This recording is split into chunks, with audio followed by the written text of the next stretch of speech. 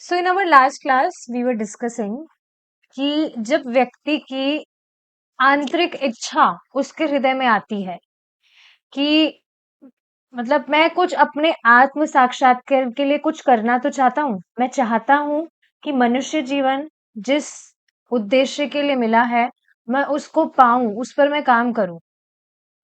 तो मुझे ऐसे लोगों का संग कहाँ प्राप्त होगा, जहां से मुझे एकदम सही सही चीज मालूम चले। ये एक बात है, इसके काफी सारे डायमेंशंस हो सकते हैं। मतलब व्यक्ति खोज कर रहा है, तो बस जब उसके अंदर से ये इच्छा आती है। और देखिए एक और बात समझने वाली है कि ये हमेशा नहीं होता है ऐसा। हमने ये बात डिस्कस की थी ना कि एटलीस्ट मेरी बात मैं करूँ तो ऐसे अंदर से कुछ इच्छा नहीं थी कि मुझे कुछ भक्ति करनी है या कुछ, ऐसा कुछ नहीं था। बट ये, हाँ, ये चीज मैं इस चीज से रिलेट कर पा रही हूँ that I was so much frustrated. मैं इस चीज के पीछे मतलब मेरा दिमाग चल रहा था कि आगे मुझे क्या करना है, अब क्या करना है, आगे क्या करना है। ये सारी चीजें जरूर थी, बट स्पिरिचुअलिटी से रिलेटेड ऐसा कुछ दिमाग में नहीं था। तो ये सब कुछ भगवान की भक्तों की कृपा से होता है। हमने ये चीज डिस्कस की थी कि जो व्यक्ति है उसको भगवान कृष्ण की भक्ति स्वयं भगवान की या भगवान के भक्तों की कृपा से प्राप्त होती है। पुण्यों का इसमें कोई रोल नहीं होता है। ठीक है, आगे देखेंगे। इस प्रक्रिया की संस्तुति की जाती है। आध्यात्मिक उन्नति की यह सामान्य प्रक्रिया है। हाँ, सामान्य प्रक्रिया है। कृष्ण आपके अंतर में है। जैसे ही वह ये देखते हैं कि आप निष्ठावान हैं और उनकी खोज में हैं, तो वह आपके पास प्रामाणिक गुरु भेज देते हैं। तो कोई भी व्यक्ति बाहर किसी व्यक्ति से चीटिंग कर सकता है, पर भगवान से तो कोई चीटिंग नहीं कर सकता है ना। भगवान तो स्वयं हमारे हृदय में है।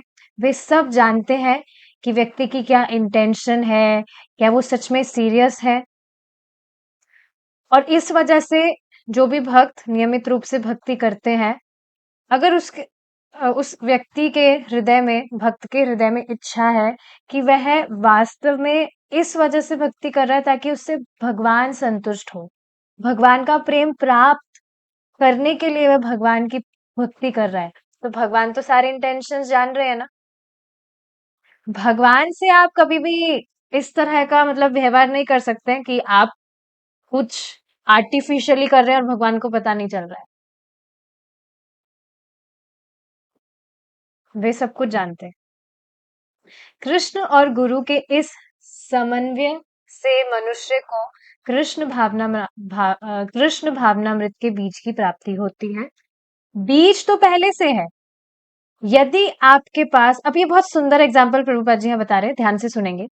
यदि आपके पास गुलाब का अच्छी किस्म का एक बीज है, तो आपका क्या कर्तव्य है? यदि आपके पास किसी अच्छे पौधे का कोई बीज है, तो आपका कर्तव्य है कि आप उसे बैंक की तिजोरी में बंद ना कर दे। तो उससे होगा क्या? आपका कर्तव्य है उसे जमीन में बोना। आप उस बीज को कहाँ बोएंगे? यदि आपको कृष्ण भावनामृत का ज्ञान है, तो उसे हृदय में बो दीजिए। मतलब जो भी हम नॉलेज ले रहे हैं, ठीक है, अच्छी बात है, सारी चीजें समझ में आ रही है, लेकिन उसे हमें प्रैक्टिकल भी जीना चाहिए, जो सभी भक्त कर रहे हैं। हृदय में बो दीजिए, मतलब जो भी आपको बताया जा रहा है, यू स्टार्ट फॉलोइंग इट।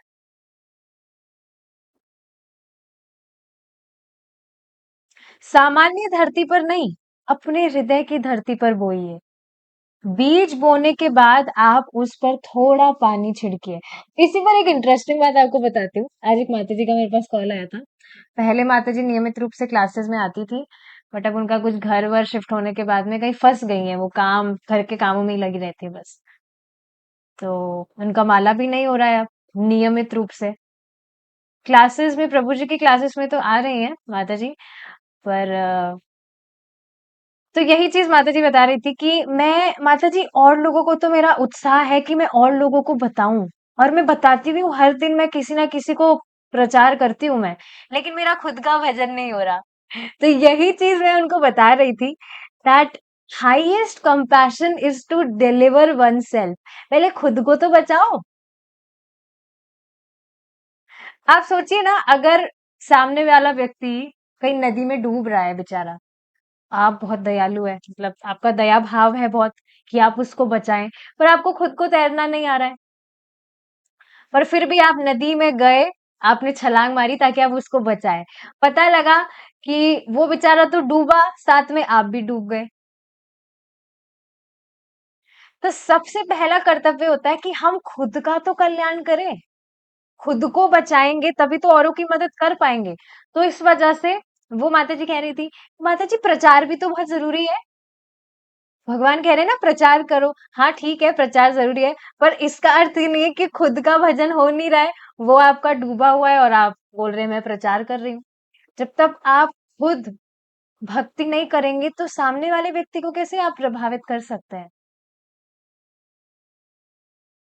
भगवान की भक्ति का यह स्वभाव है, कोई भी व्यक्ति भगवान की भक्ति कर रहा है, उसको जो आनंद की अनुभूति होती है, जो शांति की अनुभूति होती है, तो अपने आप ही वो बहुत उत्साहित होता है कि वो औरों को भी बताए। उसके लिए उसको पहले खुद भजन करना ज़रूरी है। ऐसा नहीं होता है कि आप मतलब खुद भजन कुछ कर रहे नहीं है और आपको सामने बताना है। Things don't work like this. तो ये चीज़ उनको मैंने बताई तो हाँ माता जी आप ठीक कह रहे हैं। मैंने पूछा ठीक है आज कितना माला हुआ आपका? नहीं अभी तो कुछ नहीं हुआ। तो अभी आप बातें कर रही हैं, इससे अच्छा आप माला कर लीजिए। फिर उन्होंने तुरंत फ़ोन रख के now she might be chanting. तो ये देखिए बहुत इंपॉर्टेंट चीज़ है, जहाँ पर जो बताई जा रही है कि उसे हृदय में बो दीजिए। यू फॉलो इट, भक्ति करिए।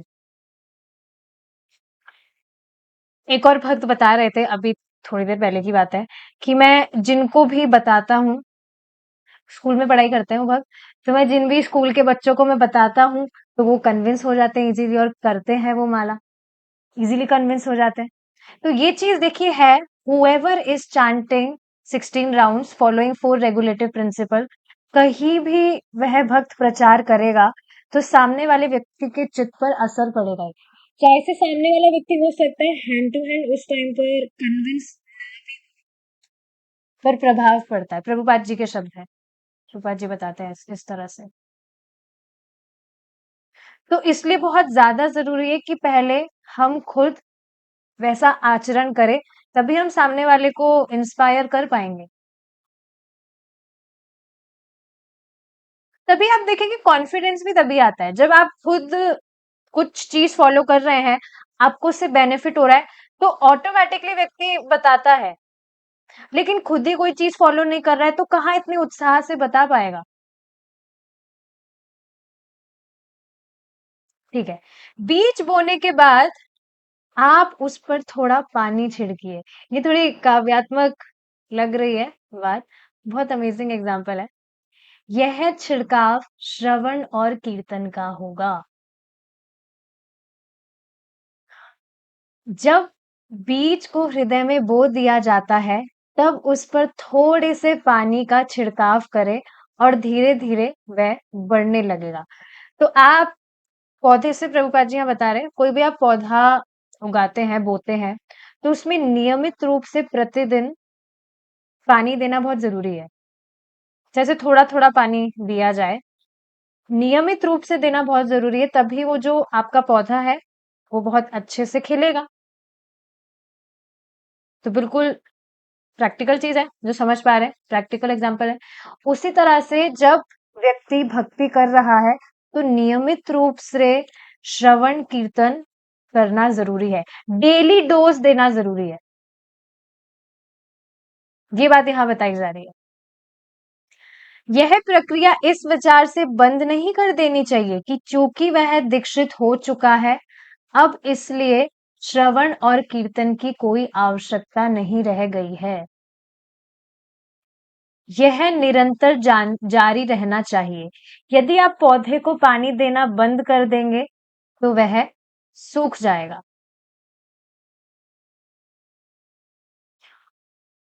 उस पर कोई फल नहीं आएगा। इसी प्रकार यदि आप कृष्ण भावनामृत में बहुत ऊपर भी उठ गए हो तो भी आप श्रवण और कीर्तन की प्रक्रिया को रोक नहीं सकते। ये चीज देखिए हमने पहले भी डिस्कस की थी कि अगर व्यक्ति समझ रहा है हाँ हाँ हमने तो बहुत आगे बढ़ गए, इतने टाइम से हम जप कर रहे हैं, श्रवण भी कर रहे हैं, कितनी अच्छे से फिलॉसफी समझ रहे हैं। किसी को भी कोई भी हमसे पूछेगा बता देंगे हम। जीवन का उद्देश्य है भगवान की प्राप्ति करो, प्रेम भगवान के प्रेम की प्राप्ति करो, भगवान का भजन करके सारी चीजें हम बता सकते हैं। फिलॉसफी बहुत स्ट्रांग हो गई है अब। लेकिन ऐसा नहीं है। समझना चाहिए कि जो शास्त्र है हम इनको जितना पढ़े उतना आप देखेंगे हर बार कुछ नया ही अर्थ निकल कर आता है। अभी कुछ दिन पहले ही प्रभु जी बता रहे थे कि जो श्लोक प्रभु जी समझा रहे थे तो उसमें से बहुत सारे अलग अलग मीनिंग्स निकल कर आ रहे थे। पहले भी जब एक बार प्रभु जी ने पढ़ाया था तो उस टाइम पर इतने विस्तार से सारी चीजें नहीं आ रही थी। तो ये बहुत अमेजिंग चीज है शास्त्रों की, भगवत गीता की, श्रीमद् भागवतम की, ये बहुत अमेजिंग चीज है। ऐसा नहीं है आपने एक बार पढ़ लिया तो बस हो गया। आप यहाँ तक कि ये भी देखेंगे जैसे कोई क्लास आपने अटेंड किया, उसके बाद में अगर आप उसकी रिकॉर्डिंग भी सुनेंगे तो भी आपको बहुत सारी चीजें अलग अलग तरह से समझ में आएंगी। Like it's been few months जब से मैं ऐसा ही कर रही हूँ, प्रभु जी की जैसे दोनों जो क्लासेस है अटेंड करने के बाद में थ्रू आउट द डे मैं बार बार उन्हीं रिकॉर्डिंग्स को सुनती रहती हूँ। तो हर बार मैं देखती हूँ अरे ये पॉइंट तो मिस हो गया था, अच्छा ये ऐसे है। तो हर बार आप देखेंगे कुछ नया मीनिंग निकल कर आता है। So this is the greatness about these scriptures. और देखिए इस पर एक और चीज हमने क्या डिस्कस की थी कि जब व्यक्ति ये जो प्रक्रिया है इसको रोक रहा है या सोच रहा है अब बस भक्तों के साथ में बहुत कर लिया है भजन, थोड़ा ब्रेक लेते हैं, थोड़ा अकेले भक्ति करते हैं, तो ये चीज भी ठीक नहीं है। क्योंकि कोई भी जो व्यक्ति है वो एसोसिएशन लिए बिना नहीं रह सकता है। भक्तों का संग नहीं लेगा तो किसी भौतिकतावादी लोगों का संग जरूर होगा, और भौतिकतावादी लोगों का संग होगा तो फिर क्या होगा, जो आप कर रहे हैं उसमें डाउट होगा। क्योंकि वो इसी तरह से उल्टी प्रीचिंग करेंगे, अरे तुम ये क्या कर रहे हो, तुम तो टाइम खराब कर रहे हो, should enjoy life like us, like animals. इस पर एक और चीज आज प्रभु जी बता रहे थे सुबह जब के समय कि कोई भी व्यक्ति जो है उसको मनुष्य जीवन मिला है, उसको हाथ मिले हैं जिससे वह भगवान का जप कर सकता है। पर अगर व्यक्ति जप नहीं कर रहा है हाथों से तो वो उसके हाथ कहाँ हुए, वो तो उसके पैर हुए। और इस वजह से वह फोर लेगेड एनिमल कहलाएगा, चार पैरों वाला पशु। तो ठीक है भक्ति नहीं, भक्ति मत करो, तुम लाइफ एंजॉय करो, एनिमल्स बनो, एनिमल बनो, जानवर बनो। यही यही इसके इसके अलावा तो कुछ और टॉपिक है नहीं लोगों के पास में। तो समझना चाहिए कि एसोसिएशन लिए बिना व्यक्ति कभी रह ही नहीं सकता है। तो इंटेलिजेंस, ग्रेट इंटेलिजेंस क्या है कि हमेशा अपने आप को सेफ साइड पर रखे, हमेशा भक्तों के संग में रहा जाए।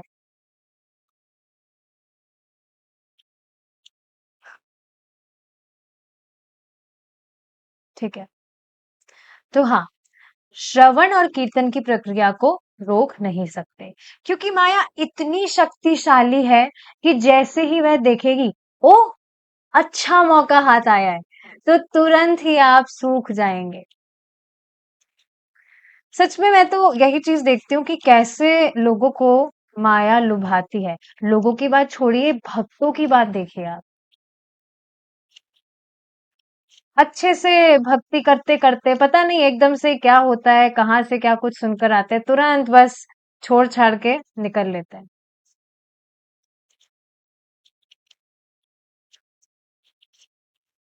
Krishna consciousness is extremely rare. ये चीज तुरंत फिर मुझे याद आती है उस टाइम पर, जब इस तरह से कोई भी वक्त जो भक्त है वो इस तरह से गायब हो जाता है। इस पर देखिए एक और बहुत गंभीर बात श्रीला प्रभुपाद जी बताते हैं। किस विषय में बताते हैं कि जैसे कोई भी व्यक्ति भक्ति कर रहा है तो उसको मतलब उसका भाव कैसा होना चाहिए भक्ति करते वक्त। कुछ भी जैसे कुछ भी परेशानी आ रही है तो जैसे व्यक्ति बिवर्ल्डर्ड हो जाता है या हमें तो टेस्ट नहीं मिल रहा है भक्ति करने में, हमें तो लग रहा है कि हम जबरदस्ती अपने आप को पुश कर रहे हैं, तो इससे तो भगवान खुश नहीं हो रहे हैं। अंदर से कुछ वो आवाज नहीं आ रही है कि हमें करना चाहिए, बहुत हैवी लग रहा है। तो इस बात को देखिए समझना चाहिए कि भगवत गीता, श्रीमद् भागवतम जैसे जो शास्त्र हैं, इनको पढ़ने के बाद व्यक्ति को मास्टर नहीं बनना होता है। समझिए इस बात को। यदि हम जैसे हम भक्ति कर रहे हैं तो हम एक्सपेक्टेशंस रख रहे हैं कि हमें इस तरह से हम जब कर रहे हैं तो ऐसे टेस्ट हमें मिलना चाहिए, ऐसे हमारा मन लगना चाहिए, तो फिर हम एंजॉयर बन रहे हैं ना। और यदि हम एंजॉयर बन गए भक्ति के तो फिर हम मास्टर बन रहे हैं, मास्टर बनने का प्रयास कर रहे हैं, स्वामी।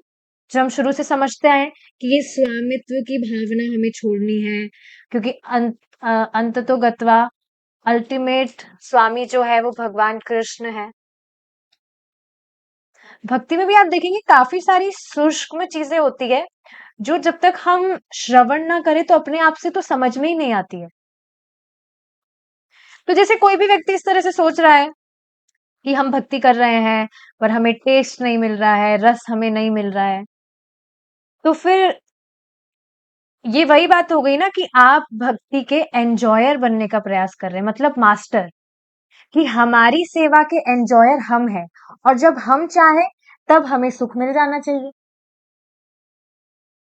मान लीजिए जैसे हम ऑर्डर करते हैं वैसे कि इतना सुख हमें नाम जप का मिल जाना चाहिए, इतना सुख हमें हियरिंग का मिल जाना चाहिए, जब मैं बोलूं तब मुझे बस ऐसे मिल जाना चाहिए। तो फिर आप बताइए, मैं सेवक हुआ या मास्टर हो गया। और जैसे ही व्यक्ति स्वामी बनने का प्रयास करता है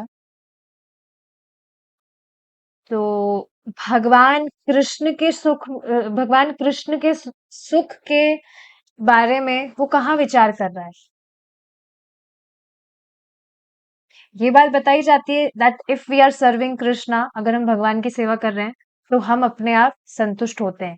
पर ये जो चीज है कि हम संतुष्ट हो इसलिए हम भगवान की भक्ति, तो ये भी ठीक चीज नहीं है। बात समझ पा रहे हैं, ये थोड़ी सूक्ष्म चीज है ये, पर बहुत विचारणीय टॉपिक है ये। अगर मैं अपने सुख के बारे में सोच रहा हूं तो फिर मैं सुखी हो ही नहीं सकता। इसी वजह से भगवान कभी कभी सुख नहीं भी देते हैं, बिल्कुल ऐसे मतलब सूखा सा लगता है, ताकि हमें ये ट्रेनिंग प्राप्त हो जाए कि इस सुख के भोक्ता हम नहीं हैं।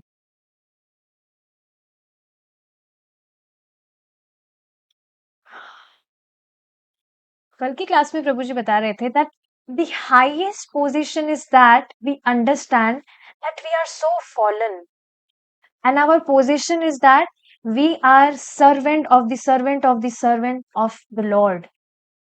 भगवान के अ, भगवान के जो भक्त हैं, भगवान के जो सेवक हैं, उनके सेवक के सेवक हैं हम। जब इस ह्यूमिलिटी से व्यक्ति भक्ति करता है, इसमें पैसिमिस्टिक होने वाली बात नहीं है कि अरे हम तो इतने फॉलन है, हम तो कुछ भी नहीं कर सकते, हम तो भजन भी नहीं कर सकते, छोड़ो भजन। नहीं, ये बात नहीं हो रही है। जब ह्यूमिलिटी से व्यक्ति भजन करता है तो जो ईगो वाली चीज होती है ना, बिल्कुल वो खत्म हो जाती है। और बस यही वह देख पाता है कि अगर भगवान मुझसे कुछ कराएंगे तभी मैं कुछ कर सकता हूँ। And this humility attracts Krishna very very much. ये बात आप समझ रहे हैं कि व्यक्ति के लिए नम्र होना, अभी के टाइम की अगर बात की जाए, तो नम्र होना बहुत कठिन है। सब अपने ईगो में तो है, सब श्रेष्ठ दिखाना चाहते हैं, मैं श्रेष्ठ हूं, आई एम द ग्रेट।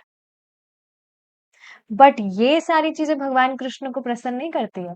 भगवान कृष्ण इन सब चीजों से प्रसन्न नहीं होते हैं।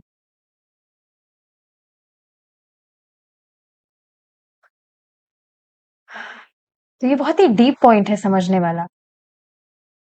भगवान सुखी हो और उनके सुख से हम सुखी हो, ये भावना हृदय में रखनी चाहिए। तत् सुख सुखित्वम, ये बात बताई थी प्रभु जी ने क्लास में। एक और बात श्रीला प्रभुपाद जी बताते हैं, बहुत सुंदर बात है, that the way you can be satisfied is when you don't think about your satisfaction। खुद की संतुष्टि के लिए ना सोचकर, नहीं सोचे तभी हम संतुष्ट हो सकते हैं। इस पर देखिए एक श्लोक है जो यहाँ स्क्रीन पर तो नहीं दिखेगा आपको, बट मुझे दिख जाना चाहिए। यस, देखिए श्रीमद् भागवतम से वन श्रीमद् भागवतम के फर्स्ट कैंटो के सेकंड चैप्टर का 6th श्लोक है ये। स वै पुंसां परो धर्मो यतो भक्ति सोक्षजे अहेतुके प्रतिहता ययात्मा सुप्रसीदति। तो देखिए इस श्लोक का मतलब क्या है, मतलब शॉर्ट में अगर इसको समझा जाए, इसमें एक वर्ड आया है अहेतुकी प्रतिहता। तो अहेतुकी मतलब कि कोई भी हेतु ना हो, ये भी हेतु नहीं हो कि भगवान को संतुष्ट करूंगा तब मैं संतुष्ट हो जाऊंगा, तब भी ये हेतु की भक्ति है। कुछ हेतु है इसमें, कुछ मतलब अपना कुछ प्रॉफिट है, व्यक्ति ये देख रहा है अपना स्वार्थ, क्योंकि वहां ये हेतु है कि हम अपनी संतुष्टि के बारे में सोच रहे हैं। जब हम ये देखेंगे कि भगवान संतुष्ट हो जाए, हम संतुष्ट हो या ना हो, इससे कोई मतलब नहीं है। That is not the cause और basis of my devotional service, कि मैं संतुष्ट हो रहा हूं या मुझे कैसा अच्छा लग रहा है, रस आ रहा है या नहीं आ रहा है। और अगर इस तरह की भावना रखकर भगवान की भक्ति अगर व्यक्ति करता है, तो आप देखेंगे वह संतुष्ट हो जाएगा। इसको बहुत सुंदर एग्जाम्पल से प्रभु जी ने समझाया था। जैसे आप देखेंगे हमारे घर में कभी कोई मेहमान आते हैं, तो उनको हम बहुत सुंदर भोजन कराते हैं, मतलब बहुत tasty prasadam we offer them. तो बस हम उनकी संतुष्टि के विषय में विचार करते हैं सहज रूप से।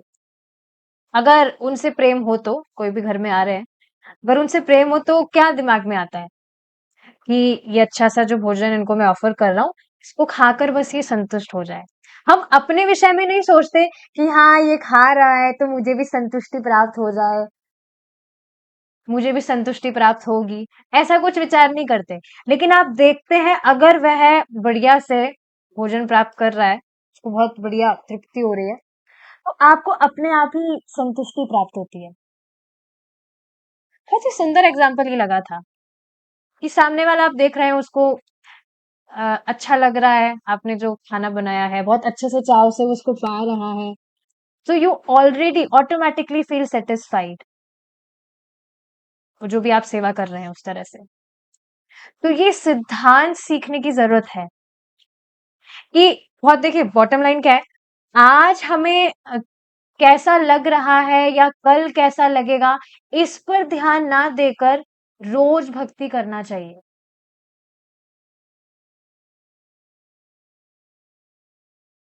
तो ये पॉइंट था जो समझने वाला है। कि जब व्यक्ति इस तरह की भावना रखेगा तो कैसा भी उसका जैसे मन लग रहा हो, ना लग रहा हो, पर वह नियमित रूप से भक्ति करेगा।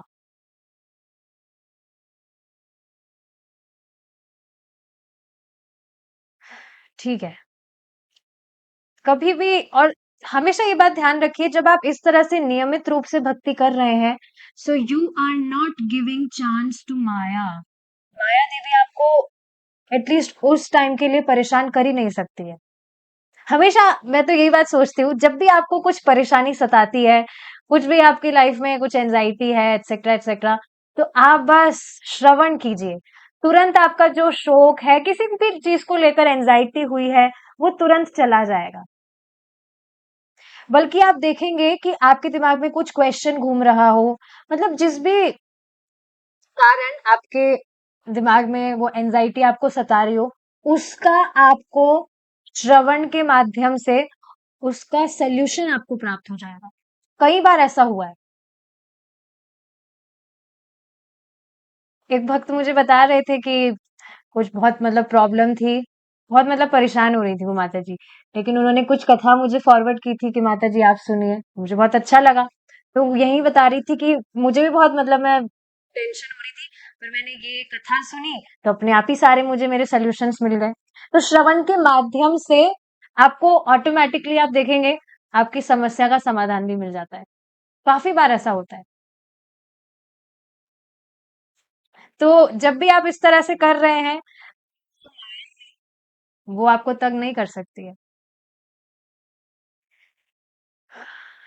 लेकिन अगर आप ऐसा करते हैं तो क्या होगा? माया इतनी शक्तिशाली है कि जैसे ही वह देखेगी, ओह! अच्छा मौका हाथ आया, तो तुरंत ही आप सूख जाएँगे।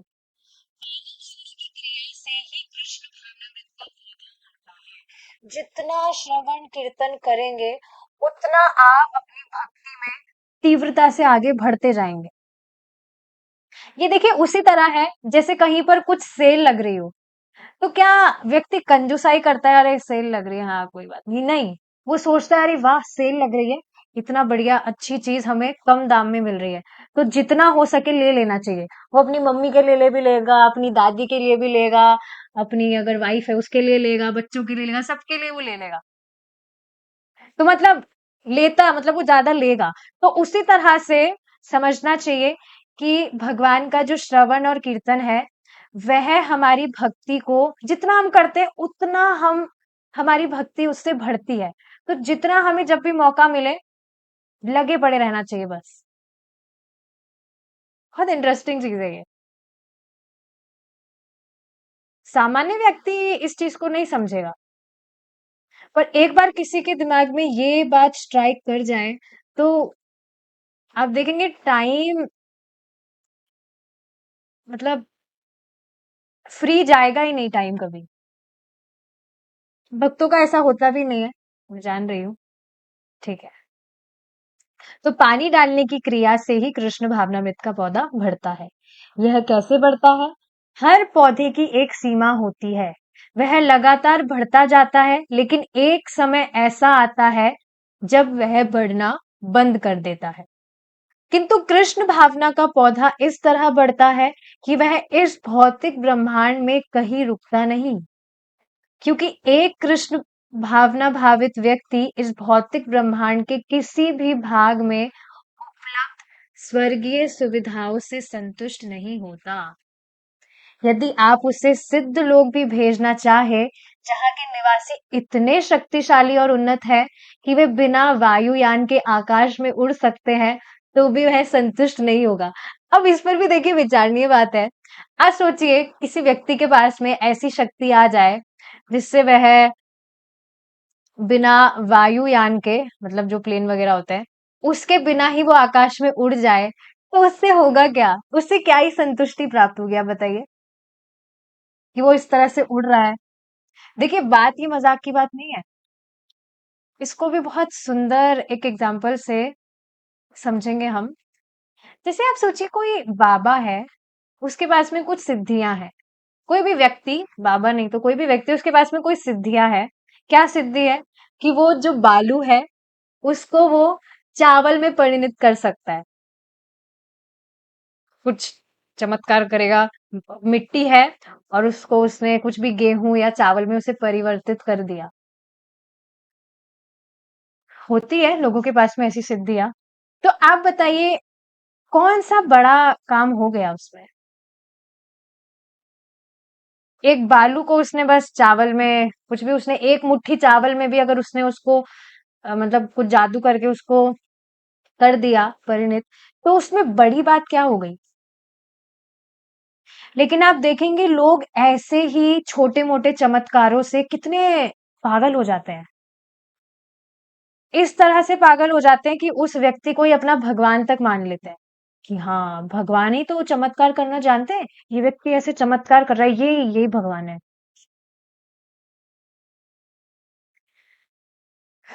लेकिन सोचिए उससे होगा क्या? एक मुट्ठी चावल उसने ठीक है उसको परिणित कर दिया, होगा क्या उससे? जीव का तो कुछ कल्याण नहीं हुआ ना। चावल तो खेत में कितने उगी जाते हैं, तो एक मिट्टी को चावल में उसने कन्वर्ट भी कर दिया, तो कौन सी बड़ी चीज हो गई? श्रीमद् भागवत के अनुसार सिद्धलोक नामक एक ग्रह है जहां के निवासियों को एक ग्रह से दूसरे ग्रह पर उड़ने के लिए वायुयान या आकाशयान की आवश्यकता नहीं होती। ऐसे वो आकाश में उड़ते रहते होंगे। सिद्धलोक से ऊपर भी अन्य अनेक ग्रह है। मैंने पाया है कि आधुनिक मत प्रत्येक तारे को सूर्य मानता है और वे मानते हैं कि अनेक भिन्न भिन्न और सौर मंडल है, मतलब सोलर सिस्टम। किंतु वैदिक साहित्य के अनुसार अनेक ब्रह्मांड है जिनमें प्रत्येक का अस्तित्व भिन्न भिन्न है। ये भी बहुत अमेजिंग चीज है। साइंटिस्ट जो है उनको भी ये बात आज तक समझ में नहीं आई है। वो ठीक है चंद्रमा पर चले जाएंगे या किसी भी, चंद्रमा तक ही गए हैं और पता नहीं दूसरे प्लैनेट्स पर गए हो तो, लेकिन वहां पर उन्हें क्या मिलता है? कुछ भी तो नहीं दिखाई देता है। या तो वहां से कुछ पत्थर ले आएंगे या कुछ भी चीज ले आएंगे, पर इस बात की वो गणना भी नहीं कर सकते कि उन प्लैनेट्स पर भी लाइफ है, वहां पर भी लोग जी रहे हैं। अब हमारी बॉडी इस तरह से है, मतलब डिजाइन है कि हम इस पृथ्वी लोक के जो लोग हैं उनको ही हम देख सकते हैं, अन्य लोगों के लोगों को हम नहीं देख सकते हैं। अन्य प्लैनेट्स के जो वहां पर लोग हैं, यहाँ तक कि आप देखेंगे जो सूर्य है वहां पर भी लाइफ है, लोग वहां पर भी हैं। उनका इस तरह से देह होता है कि वो वहां पर जो गर्मी है उनके लिए कोई बड़ी चीज नहीं है। पर हमारे लिए आप देखिए, आज तक सुना है न्यूज में कि एक व्यक्ति सूर्य पर पहुंच गया, जल जाएगा बेचारा। तो ये सारी चीजें हमें स्क्रिप्चर्स के थ्रू पता लगती है। कोई व्यक्ति जो है वो कितनी रिसर्च करेगा तब भी उसको समझ आएगा ही नहीं कुछ भी, कि सारी चीजें लिमिटेड है। हमारी जो इंद्रिय है वो सब लिमिटेड है, सारी चीजें नहीं समझ सकते हैं लोग रिसर्च करके। इस ब्रह्मांड की सीमा है अंतिम बाह्य आकाश। आधुनिक वैज्ञानिक कहते हैं कि प्रत्येक तारा एक सूर्य है, किंतु वैदिक साहित्य ऐसा नहीं कहता। वैदिक साहित्य हमें यह जानकारी देता है कि प्रत्येक ब्रह्मांड में केवल एक सूर्य होता है। सूर्य को भी यहाँ तक कि आप देखेंगे कहा जाता है that sun is a star, ऐसा कुछ बताया जाता है। परंतु ब्रह्मांड असंख्य होते हैं। इस प्रकार असंख्य सूर्य और चंद्रमा होते हैं। इसी ब्रह्मांड का सर्वोच्च ग्रह ब्रह्मलोक कहलाता है। और भगवान कृष्ण कहते हैं कि भले ही आप सर्वोच्च लोक पहुंच जाएं, आपको वापस आना ही पड़ेगा। स्पुतनिक तथा अंतरिक्ष यात्री बहुत ऊंचे पहुंच जाते हैं और यहाँ पृथ्वी पर लोग तालियां बजाते हैं। यही वो जो बाबा वाला एग्जांपल भी हमने अभी सुना, डिस्कस किया था कि ठीक है वो कुछ कन्वर्ट भी कर रहा है तो उससे होगा क्या? और यहाँ पर इस तरह से लोग पृथ्वी से कहीं दूर चले गए ऊंचे उड़कर, तो यहाँ लोग तालियां बजा रहे हैं। तो छोटी मोटी चीजें देखकर they they get so much astonished. पर वे थोड़े ही समय में फिर से वापस आ जाते हैं। व्यक्ति भले ही कितनी ही तालियां बजाए, पर उससे अधिक वह कुछ नहीं कर सकते। देखिए, अभी हम ये सारी चीजें पढ़ रहे हैं, इस वजह से हमें लग रहा है कि हाँ, लोग ऐसे हैं, वैसे हैं, मूर्ख हैं। पर मैं इस पर ही विचार कर रही थी कि पहले शास्त्र, जब कोई भी व्यक्ति शास्त्र नहीं सुन रहा है, तो शास्त्र सुनने से पहले वो इन सारी चीजों को ही तो प्राथमिकता देगा। He will also get astonished, वाह क्या चमत्कार कर रहा है बाबा, या वट एवर जो भी चीजें व्यक्ति कर रहा है। माउंट एवरेस्ट पर चढ़ गया, या कुछ लोग कैसी कैसी चीजें करते ही हैं, पर इन चीजों में कुछ नहीं रखा है। एक एक बार एक एग्जांपल और प्रभु जी बता रहे थे कि जैसे कोई व्यक्ति है, उसे कोई सिद्धि प्राप्त हुई, तो वो, उसका बड़ा साइज है, तो छोटा साइज होकर जो गेट है उसका कुछ भी जो छेद होता है उससे बाहर निकल जाता है। तो इसमें क्या बड़ी बात हो गई, इससे अच्छा गेट खोलकर ही बाहर निकल जाता है उसके नॉर्मल साइज में। तो यहाँ पर प्रभुपाद जी यही चीज बता रहे हैं कि ये जो भी ये सिद्धियां है, या ये सारी चीजें जो भी है, they don't get satisfied with this. Is it not? आप खुद बताइए ना, ये सारी चीजें अब मूर्खता नहीं लग रही है कि कैसे लोग बिना मतलब भी मूर्खता चीजों में लगे, तालियां बजा रहे हैं, कोई ऊपर उड़ रहा है, कोई नीचे जा रहा है, वट क्या होगा इन चीजों से? जन्म मृत्यु के चक्र से तो कुछ बाहर नहीं निकलेगा ना वो। उसी प्रकार वे जो भौतिकतावादी हैं, वे ब्रह्मा जी के लोग ब्रह्मलोक तक पहुंच सकते हैं, लेकिन जो कृष्ण भावना भावित है, वे इसे भी स्वीकार कर देंगे, क्योंकि अंततोगत्वा है तो ये मटेरियलिस्टिक वर्ल्ड ही। चाहे इसे लंबी उम्र भी प्राप्त हो रही है, पर एक समय के बाद आने के बाद तो वापस से मृत्यु आनी है। मतलब वो जो भी लोग है, जैसा कि भगवान यहाँ बता रहे हैं, वापस आना ही पड़ेगा। तो उसके कर्म के अनुसार वापस से वह नीचे नीचे भी गिर सकता है, निम्न योनि को प्राप्त हो सकता है। तो कोई भी व्यक्ति हु इज कृष्णा कॉन्शियस, जो भगवान भगवान के विषय में सुन रहा है, वो तो जानेगा ना कि ये सारी चीजें तो कुछ भी नहीं है, उसको भी वो अस्वीकार कर देता है। इससे समझ में आना चाहिए that we are working on the highest goal, to achieve the highest goal. Highest मतलब हाईएस्ट, जिसके परे कुछ नहीं है, उसके ऊपर कुछ है ही नहीं।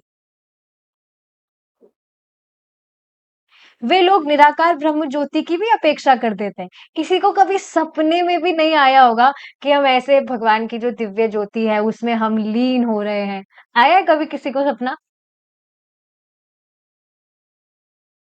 वे उसकी और कोई ध्यान ही नहीं देते।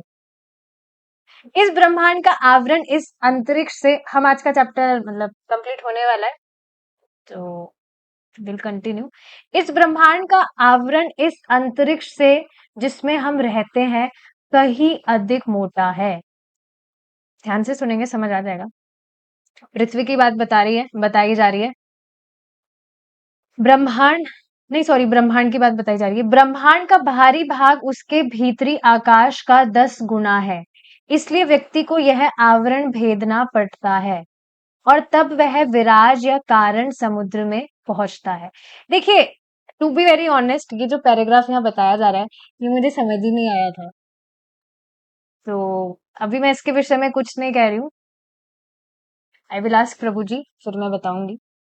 अभी जैसे जो समझ आ रहा है पढ़ने के बाद में आप उसको वैसे ग्रहण करिए। एक बार फिर से मैं पढ़ देती हूँ।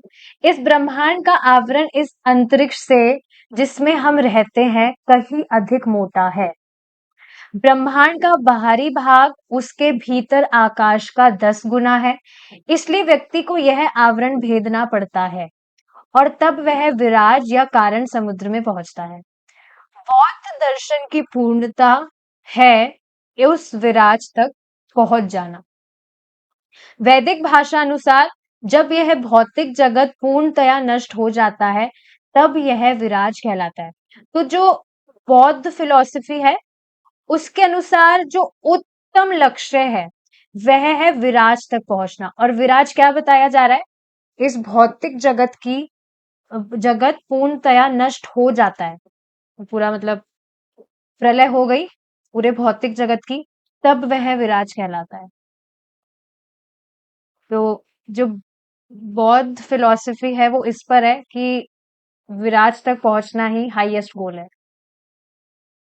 किंतु कृष्ण भावना भावित व्यक्ति मात्र इस ब्रह्मांड को ही नहीं भेदता है, परंतु उस तटस्थ स्थिति वाले कारण समुद्र में पहुंचने के पश्चात वह आगे बढ़ता रहता है।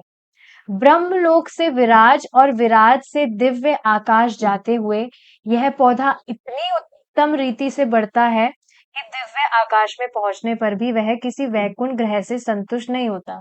तो वास्तव में देखिए, जो भी भक्त भगवान कृष्ण की भक्ति कर रहा है, उसकी यह भी लालसा नहीं होती है कि हम भगवान के धाम लौट जाए। मतलब हमें यहाँ वी आर सफरिंग हियर, यहाँ पर बहुत गर्मी भी बहुत है और कितना मतलब लोग चै चै करते हैं, बहुत यहाँ पर दुख है। तो बस यहाँ से मुक्त होकर हम भगवान के धाम जाए ताकि वहां हम एंजॉय करें, पिकनिक बनाए भगवान के साथ। ये भी अच्छी है चीज, इस तरह से भी अगर व्यक्ति सोच रहा है तो। लेकिन इसमें भी हेतु आ गया, खुद का स्वार्थ आ गया ना, कि मुझे I want to get satisfied, I just want to get rid of these miseries. तो ठीक है, शुरू में अगर ऐसी इच्छा भी है तो कोई बात नहीं। भगवान की भक्ति करते करते जब समझ आता है कि भगवान कितने महान है, तो ये सारी जो चीजें हैं, ये जो डिजायर्स है, ये भी शमित होने लगती है। प्रभु जी बहुत सुंदर चीज बता रहे थे, कल की क्लास में बता रहे थे कि अगर कोई व्यक्ति खुद की जीवनी चलाने के लिए भी भगवान का भजन कर रहा है कि ये व्यापार बढ़ जाए, ये हो जाए, वो हो जाए, तब भी अगर वह भगवान की भक्ति कर रहा है, कथा सुन रहा है, श्रवण कर रहा है, तो भी ये सारी जो उसकी इच्छाएं हैं, वह भी भगवान ध्वस्त कर देते हैं। और आप खुद देखेंगे, मुझे मालूम नहीं है, पर हो सकता है यहाँ कुछ भक्त कोई इच्छा से भक्ति करना स्टार्ट किए हो, लेकिन भक्ति करते करते पता ही नहीं चला कैसे वो जो इच्छा है वो कहाँ चली गई। जैसे मेरी इच्छा क्या थी कि मुझे बहुत I want to be very much confident, बहुत कॉन्फिडेंस चाहिए मेरे को, कि मैं बहुत अंडर कॉन्फिडेंट थी पहले, कुछ भी मेरे को, मैं ही जानती हूँ क्या था। लेकिन मेरी बस ये एक ही इच्छा थी। भजन में ऑफ कोर्स इसलिए नहीं कर रही थी, मुझे तो पता भी नहीं था कि भगवान के भजन से ऐसी कुछ इच्छाएं भी होती है क्या। पर मुझे बताया गया था कि आपके मन में कुछ भी इच्छा है, आप उसको पेज पर लिखिए और आप बस सरेंडर कर दीजिए भगवान को, and you chant Hare Krishna. तो मेरे मन में तो ये एक ही इच्छा थी, I want to be the most confident person of this whole world. इस तरह से मैंने लिख दिया था। तो मतलब समझाना मैं क्या चाह रही हूँ कि व्यक्ति किसी भी इच्छा से भगवान का भजन कर रहा है, करे, भक्ति करते करते जब वह प्रोग्रेस करता है तो सारी इच्छाएं अपने आप ही ध्वस्त हो जाती है। पर इंपॉर्टेंट चीज है भक्ति करे नियमित रूप से। जैसे आज विनोद में मैं एक व्यक्ति को मतलब कह रही थी कि मतलब कोई है भक्त, उनके पिताजी कुछ ड्रिंक वगैरह करते हैं, तो मैंने उनको ऐसे कहा कि आप उनको कहिए कि आप अगर आप भगवान का भजन करिए, इस इच्छा से भी करेंगे कि भगवान आप मुझे शराब दीजिए पीने के लिए ताकि मैं पी सकूं, अगर इस इच्छा से भी वो भगवान का भजन कर रहा है तो भी भगवान उसे शुद्ध कर देंगे। मेरी बात नहीं है ये स्वयं प्रभुपाद जी की बात है। प्रभुपाद जी कह रहे थे कोई भी व्यक्ति जो शराब भी पी रहा है, अगर वह ये ध्यान में रखे कि ये जो शराब है ये भी भगवान से आ रही है। किससे बनती है जो मतलब वाइन वगैरह है, जो भी शराब है, सड़े हुए फल से, फल या जो भी गेहूं वगैरह है, मुझे नहीं पता किससे बनती है, लेकिन सब कुछ मतलब किसी भी चीज से वो ट्रांसफॉर्म होकर कुछ भी वो बन रही है, अंततोगत्वा सब कुछ भगवान ही तो दे रहे हैं। तो अगर कोई शराबी इस चेतना, उसके चेतना में ये भी है कि भगवान से आ रहा है, तो एक दिन वह भी कृष्ण भावना भावित हो जाएगा। पर इंपॉर्टेंट चीज क्या है कि वो चेतना में रखे, वह भजन तो करे।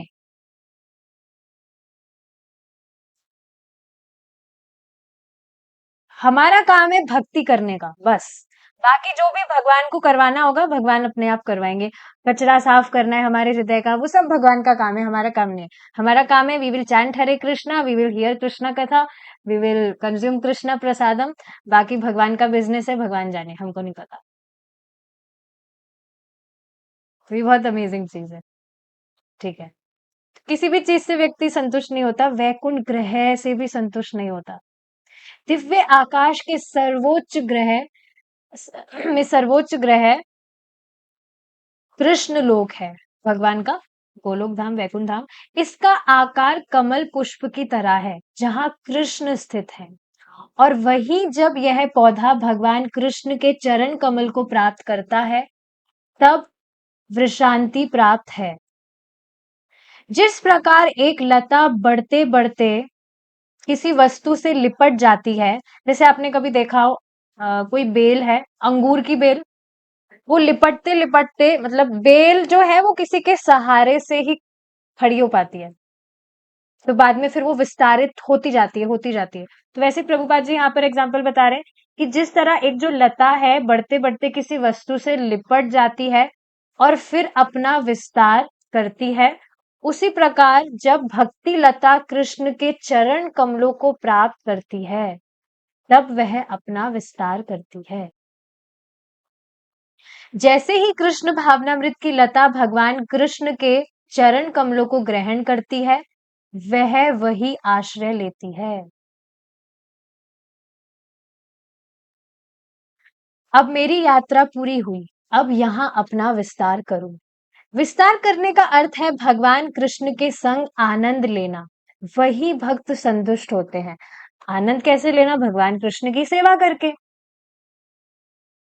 इस पर एक और सुंदर बात प्रभु जी बता रहे थे। जैसे हमारे दिमाग में चीज आ सकती है कि क्या भगवान इस डस कृष्णा लव्स मी, क्या भगवान मुझसे प्रेम करते हैं, या क्या भगवान मेरी सेवा एक्सेप्ट करते हैं?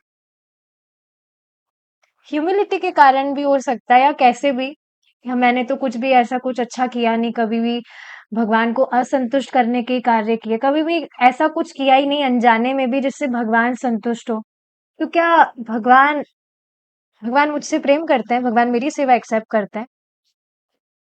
तो देखिए, समझना चाहिए, हर एक भक्त, हर एक जीव भगवान को अलग अलग तरह से संतुष्टि प्रदान करता है। जैसे कोई उसको भगवान के लिए कुकिंग करना बहुत अच्छा लगता है, तो वह उस तरह से भगवान को संतुष्ट करने का प्रयास करता है। कोई भक्त है, वो भगवान के लिए बहुत सुंदर कीर्तन गाना उसको आता है। तो हर भक्त भगवान को अलग अलग तरह से संतुष्ट करता है, भगवान की अलग अलग तरह से सेवा करके। सो यस, कृष्णा सभी से प्रेम करते हैं।